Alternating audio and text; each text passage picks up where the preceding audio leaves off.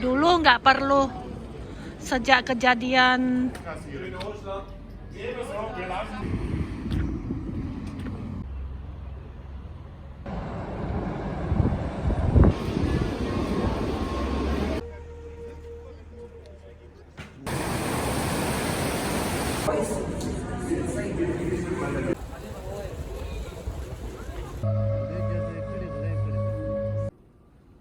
teman-teman lihat itu yang di lantai duduk itu orang tunawisma ya, nggak tahu dari mana, banyak loh kalau di kota besar di Jerman.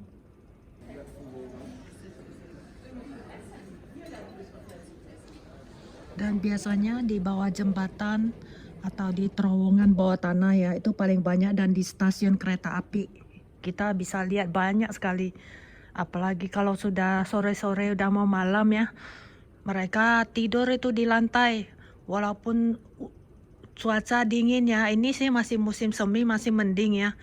Kalau lagi musim itu ya dingin, aduh, aku lihat hatiku iba sekali. Tapi kita tak berdaya menolong ya, begitu banyak, dan nggak mungkin kita bawa pulang ke rumah, kita nggak tahu tuh siapa, itu berbahaya ya.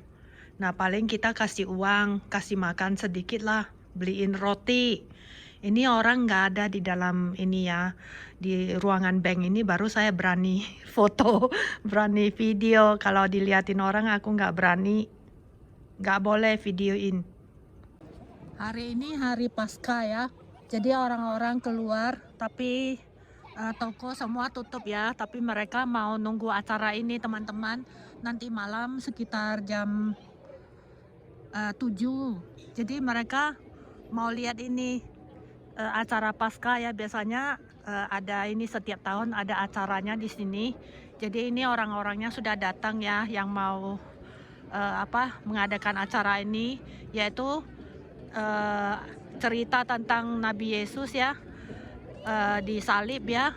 Nah terus hari Minggunya kan itu hari kalau di sini bilang Osten ya, jadi Tuhan Yesus bangkit kembali ya. Makanya orang-orang kerja kayak suami saya si Raina ya, dia libur dari Jumat sampai hari Senin, jadi hari Selasa baru masuk kerja. Jadi kita holiday teman-teman, panjang ya, holiday panjang di akhir pekan.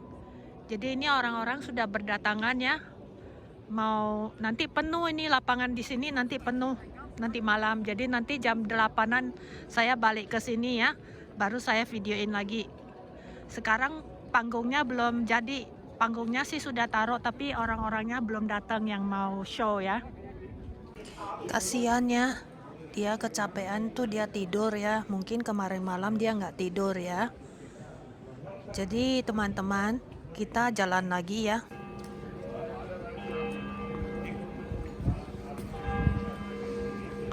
Lonceng gerejanya sudah bunyi, tapi ini baru jam 7 ya, belum jam 7 sih, 15 menit lagi. Apa sudah jam 7? Ya sudah siap jam 7, baru lonceng gerejanya bunyi.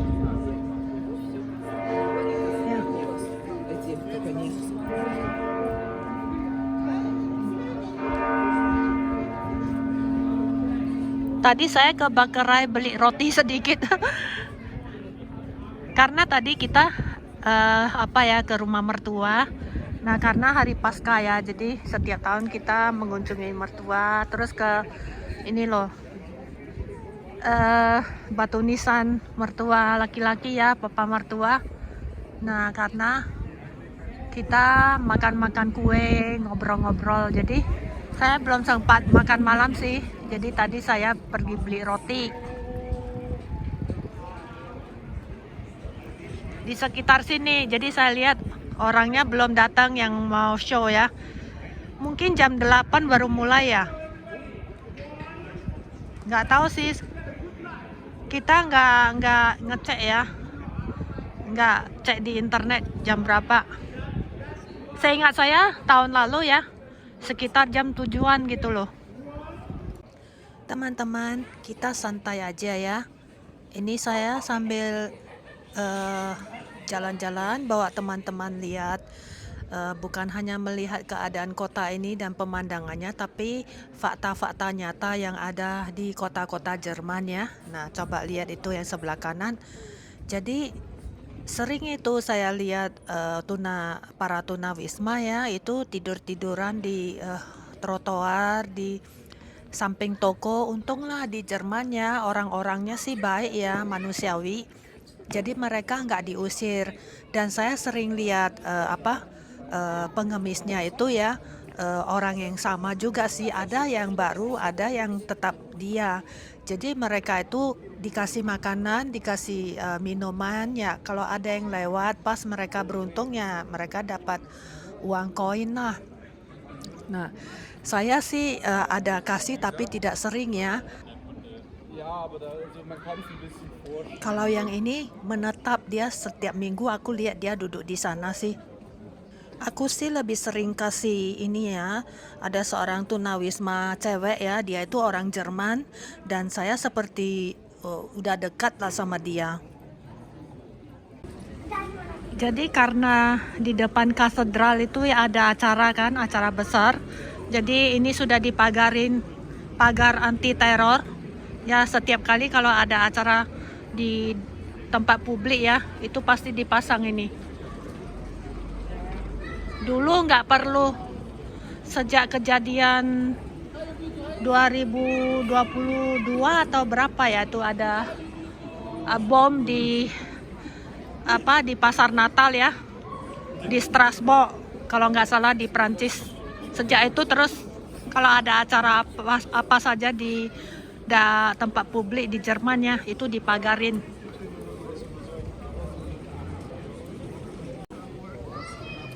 Kayak gini. Nah, ini kalau di kota-kota Jerman ya, pokoknya selalu ada air mancur ya. Dan model air mancurnya beda-beda pas di kota ini ya, kayak gini ya. Biasanya ada bebek-bebek sama burung di sini. Dan tadi saya baru bincang-bincang sebentar sama tunawisma orang Jerman ini ya. Dia sangat takut dengan kamera. Saya ada dia kasih tahu nama dia. Jadi saya itu seperti sudah berteman sama dia lah. Nah, itu polisi sudah datang untuk menjaga ya. Untuk jaga-jaga aja. Tapi biasanya banyak ya. Ini cuma satu saya lihat. Mungkin di tempat acara sudah berdatangan tuh. Oke teman-teman, kita sambung jalan lagi ya. Ini saya sambil jalan, teman-teman lihat pemandangan, lihat bangunannya ya, yang bagus-bagus. Itu bangunan tua semua ya. Itu terus saya sambil cerita ya. Saya sambung cerita lagi si tunawisma ini ya. Jadi ya, dia itu sepertinya sangat introvert ya. Dan dia itu sangat takut orang videoin dia atau dia kena foto di kamera orang, dan dia itu tidak mau banyak bicara. Nah, tapi kalau saya datang ya, dia senang dan dia bisa tersenyum gitu loh. Jadi saya dekatin, tapi saya enggak tanya-tanya dia lah kenapa dia jadi pengemis ya. Sepertinya dia enggak mau cerita, enggak mau banyak cerita orangnya. Nah, jadi kadang saya kasih ya, kadang enggak juga, enggak bisa sering kasih juga. Kadang saya kasih roti, kasih ini loh botol kosong ya, karena dia ada ngambil botol-botol kosong kan. Kalau botol-botol kosong itu dia bawa ke supermarket kan, dia bisa gantiin jadi uang ya untuk beli roti. Nah, jadi kadang saya ada beli minumannya, saya kasih botol kosongku gitu loh. Kalau udah dekat hari Christmas ya, baru saya kasih banyakan 10 euro begitu, udah dia senang sekali. Jadi ya teman-teman, kasihan sekali di Jerman ya. Itu banyak loh orang-orang Jerman yang nggak punya rumah. Makanya di dalam video saya yang berlalu tuh saya kan cerita ya, sampai saya sedih dan kadang saya sampai menetes air mata sih. Tapi gimana ya, kita nggak bisa bantu banyak ya, kita sendiri juga pas-pasan gitu loh. Jadi ya saya sangat menyesalin kenapa pemerintah Jerman ya tidak memperhatikan orang-orangnya sendiri gitu loh. Malah yang yang datang ya, imigran dari Ukraina itu, yang dari Syria, yang dari mana-mana itu dikasih tempat tinggal gratis. Ya kalau saya cerita begini terus mungkin ada yang nggak suka dengar ya. Kirain saya ini menjelek-jelekkan pemerintah Jerman. Sebenarnya enggak teman-teman. Ini kenyataan sehari-hari yang saya lihat di Jerman. Ini saya berhenti sebentar ya teman-teman. Pas saya lewat ini sungai Donau ya. Ini Donau River adalah sebuah danau yang sangat besar. Ini eh, mengalir ya. Ini danau seperti danau Kongsi begitu loh. Danau sungai nanti dia jatuhnya ke danau ya. Jadi danaunya itu gede ya. Nah itu sungai ini nyambung terus sampai ke negara-negara tetangga yang lain. Saya lupa ya negara mana. Jadi di vlog yang berlalu itu yang depan-depan saya pernah cerita. Nah, jadi teman-temannya di kota Ulm ini adalah salah satu kota menengah besar lah. Jadi tidak sebesar Hamburg, jadi dia seperti Leipzig ya gedenya. Nah ini ada dibagi dua, jadi Ulm ini dibagi dua terpisah oleh sungai Donau ini. Jadi sekarang yang saya jalani nah ini Ulmnya yang tua ya. Jadi Ulmnya yang Bayan itu namanya New Ulm ya, Ulm baru. Jadi beda karena sungai itu membatasin wilayah inilah. Jadi sekarang saya ada di wilayahnya yang Baden-Württemberg gitu loh. Padahal cuman seberangan. Tadi saya tunjukin kan di jembatan. Nah itu yang di seberang sana itu Bayan. Terus yang sebelah kiri ini yang pemandangannya lebih bagus, yang ada pohonnya dan ada banyak rumah-rumah tua, itu yang tua, yaitu kota kelahiran si Sir Albert Einstein teman-teman. Jadi sekarang saya bawa teman-teman di tengah kotanya ya. Di vlog yang pertama waktu saya baru buka channel ini ya, karena channel ini kan saya buka tapi terus saya post 2 video, habis itu sudah 5 tahun kemudian saya sudah nggak pernah post ya. Nah itu video pertama itu saya ada bawa jalan kaki, itu saya bawa ke kampung kelahirannya si Albert Einstein. Jadi kampung itu ada di tengah-tengah kota ini. Nah ini Baden-Württemberg teman-temannya. Jadi bagus ya. Jadi itu namanya kampungnya itu ya, namanya kampung di dalam kota. Namanya Fischerviertel ya, kalau saya nggak salah, Fischerviertel. Saya sering lewat ya. Jadi coba teman-teman ke sana lihat, itu bagus kota tuanya ya. Jadi sekarang saya ada di jembatan di atas sungai Donau ya teman-teman ya. Nah ini Baden-Württemberg ya. Jadi di sebelah kanan seberang itu Bayern teman-teman. Daerah Bavaria ya. Jadi ini daerah Baden-Württemberg. Lucu ya. Cuman seberangan sungai saja ya. Jadi ya teman-teman, saya cerita tentang tunawisma ini ya. Ini di kota Ulm masih mending loh. Kita nggak lihat nggak begitu banyak tunawismanya. Coba jika Anda ke Hamburg, ke mana? Ke Berlin, ke Munich, ke Frankfurt ya, atau ke Köln, itu banyak tunawisma itu di dekat sekitar pusat kereta api itu, di sana paling banyak.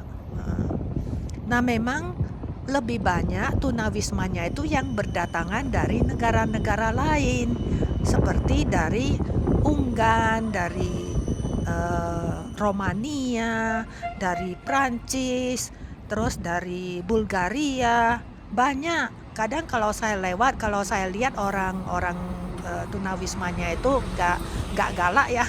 Jadi saya tanya mereka dari mana, makanya saya tahu gitu.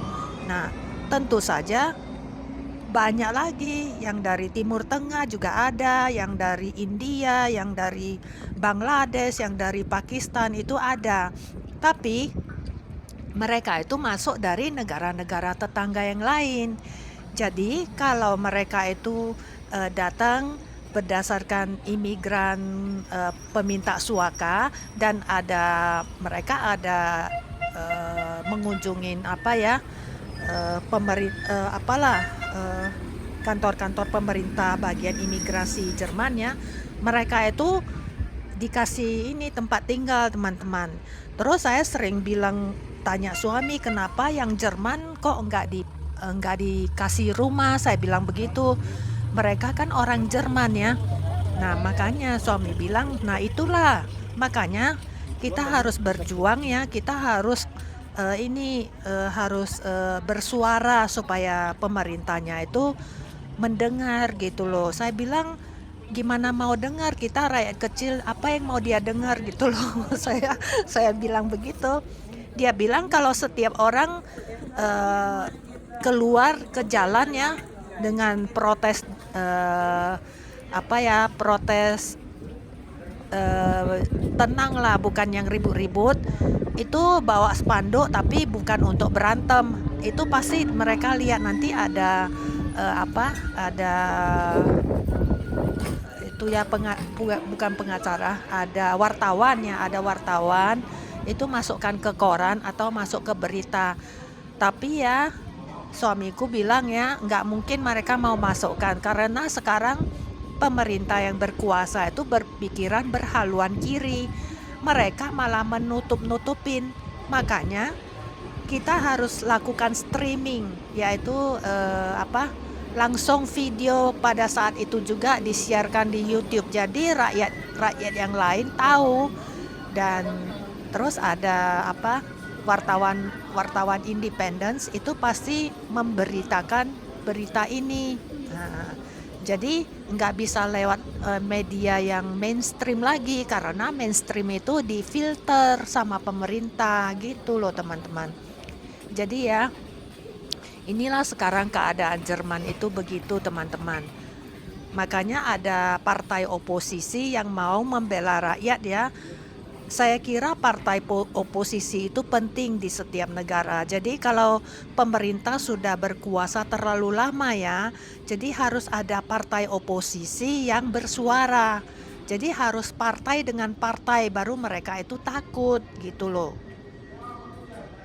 Jadi saya balik lagi cerita tentang si tunawisma ini ya, yang saya ambil satu contoh ya orang Jerman ini sudah sejak 5 tahun yang lalu saya sudah lihat dia di kota Ulm ini.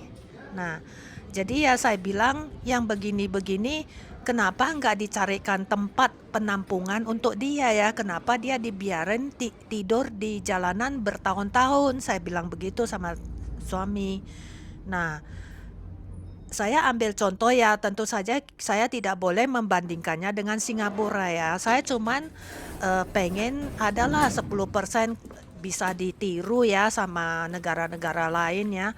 Kenapa nggak seperti Singapura ya? Itu nggak boleh ada pengemis atau gelandangan tidur di jalan atau di tempat stasiun kereta loh. Itu bisa dibawa polisi ke kantor polisi loh. Nah, lalu polisinya bawa bukan dihukum, dia ditanyain pengemisnya, kenapa kamu sampai nggak ada rumah, terus dimintain data-datanya, informasinya, kalau dia ada surat atau apa, terus ditanyain kamu datang dari negara mana. Nah, ini semua diperiksa sama pemerintahan Singapura. Jadi makanya kalau Anda ke Singapura, Anda tidak akan melihat gelandangan tidur di jalan atau di trotoar. Itu nggak boleh di Singapura. Bahkan kalau di taman-taman umum saja mereka itu ada polisi yang ngerajiain. Jadi nggak boleh ada orang tidur di luar rumah gitu loh.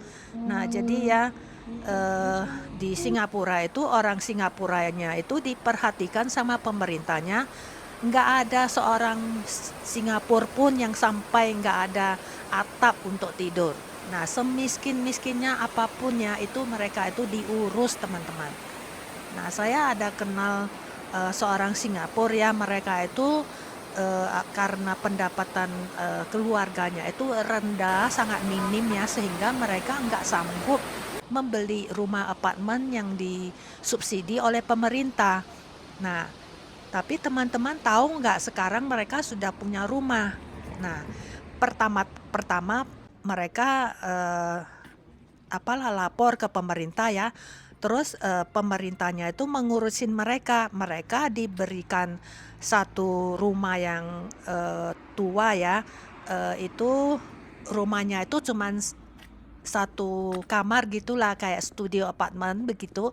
Tapi mereka harus bayar sewa, tapi 1 bulan itu sewanya cuma $50 Singapura, teman-teman. Dan mereka itu sanggup bisa bayar kalau $50 sebulan ya. Nah, jadi sampai mereka itu cicil-cicil sampai mereka itu sudah punya uang, lalu mereka belilah rumah pemerintah yang paling kecil ya. Nah, mereka sekarang sudah punya rumah, teman-teman. Jadi ya, rakyatnya itu nggak ditelantarkan, maksud saya itu begitu. Nah, kenapa negara Jerman yang dihitung makmur di Eropa ini kok bisa begitu? Kok saya lihat kok banyak juga gelandangan Jerman. Saya tanya suami, makanya suami bilang negara kita ini ada masalah. Dari luarnya itu kelihatan baik-baik saja, tapi orang luar nggak tahu di dalamnya itu juga ada masalah. Makanya kenapa pemerintahnya nggak mau mendengarkan suara rakyat? Urus dulu rakyatmu. Kalau rakyatmu sendiri kamu nggak urus baik-baik, ekonomimu sampai nggak stabil begitu ya, karena krisis ekonomi, karena urusan dengan Rusia, karena ada perang di Ukraina. Sebenarnya kan ini harus dibenah dulu, bukan mengirim billions euro ke Ukraina. Teman-teman tahu nggak? Saya sih sudah nggak ikutin beritanya ya. Itu sudah puluhan billion, kalau billion tuh miliar kan. Nah, miliar uang, kalau di Indonesia kan bahasanya jadi miliaran. Itu sampai ratusan miliar dikirim-kirim terus ke Ukraina. Sampai sekarang rakyatnya itu sudah berteriak, sudah nggak tahan, dan bilang ke pemerintah bahwa kita sudah di ujung bangkrut. Kenapa kita sudah nggak ada uang ya? Negara kita itu kenapa harus kirim-kirim lagi? Coba lihat. Sekarang ditambah krisis ekonomi, krisis energi.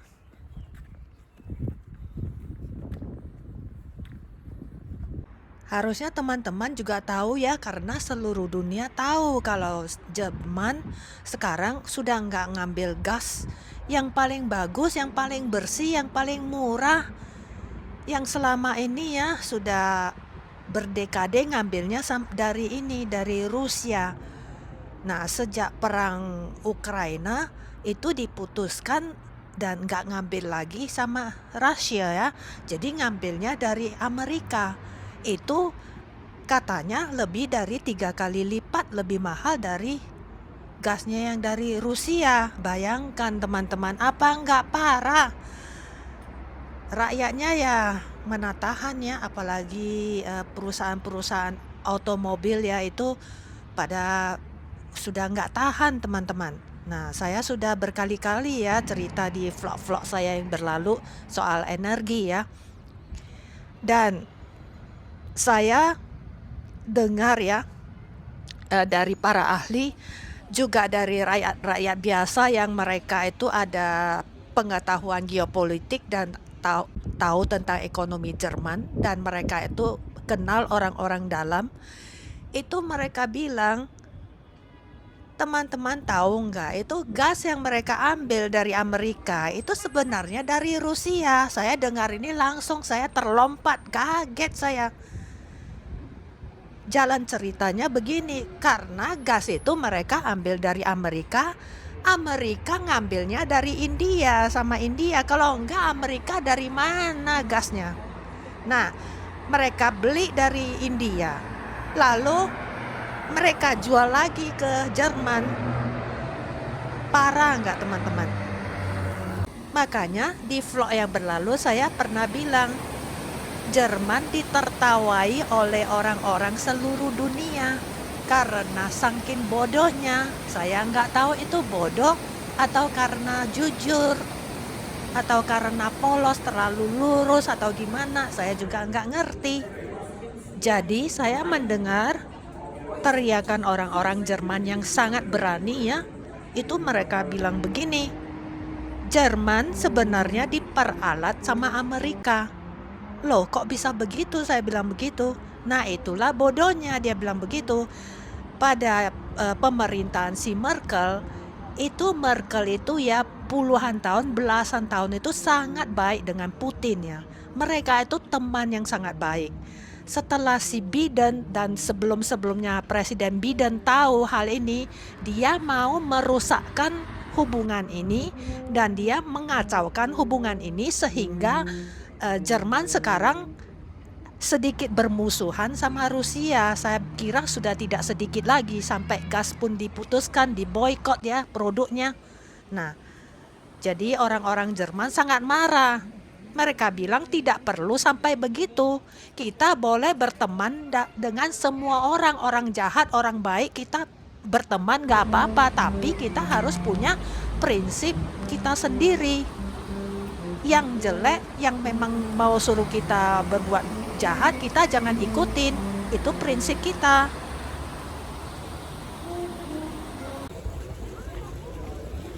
Aku sudah sampai lagi ke tempat acara ya. Kita jalan ke sana ya. Teman-teman, ini saya ya. Jalannya tadi itu ada lebih dari 5 kilometer ya, bawa teman-teman tour di kota Ulm ya. Sekarang sepertinya saya terlambat ya pulang ke tempat pertunjukan, dan ini pagar-pagar safety city-nya sudah mulai diambilin ya sama petugasnya. Tapi saya tanya orang-orang yang tadi lewat, katanya masih belum selesai acaranya, jadi saya masih bisa lihat akhirnya gimana ya. Jadi sekarang saya mau jalan ke sana, saya tunjukkan ke teman-teman gimana cara mereka ngambil safety block ini ya. Karena pagar City Safe itu ya berat sekali, satu pagar itu bisa puluhan ton beratnya. Udah mendekati lapangannya tapi sudah nggak bisa masuk, sudah penuh. Aku dari jauh aja ya, aku naik ke tempat tinggi jadi bisa video. Mereka dari sore udah kesini ya nungguin. Teman-teman, ini aku tak kasih tahu ya, sebenarnya ya vlog ini sudah saya rekam ya pada hari Paskah kan, pas hari asli Paskahnya itu ya saya rekam. Nah setelah beberapa hari kemudian itu saya edit ya. Nah habis itu kan karena saya sakit ya, jadi editannya itu belum rampung, jadi nggak bisa diupload. Nah akhirnya setelah diedit selesai saya upload. Mana tahu ya, saya lupa. Saya pikir kan ini acara gereja ya, pasti nggak mungkin lah bisa copyright ya. Nah, apalagi suaranya juga nggak gitu jelas kan, cuman gede aja kan suaranya.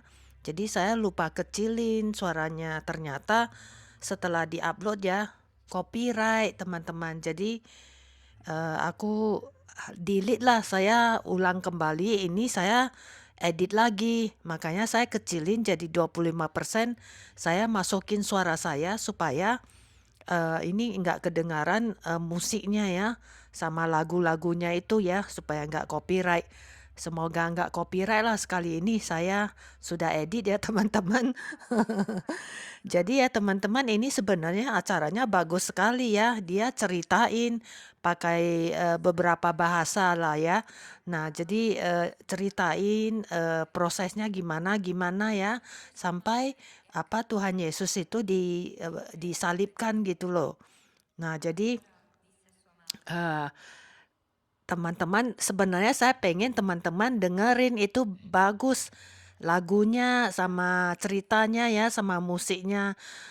Terus kan kayak film gitu loh, kayak drama gitu. Jadi bisa menginspirasi lah.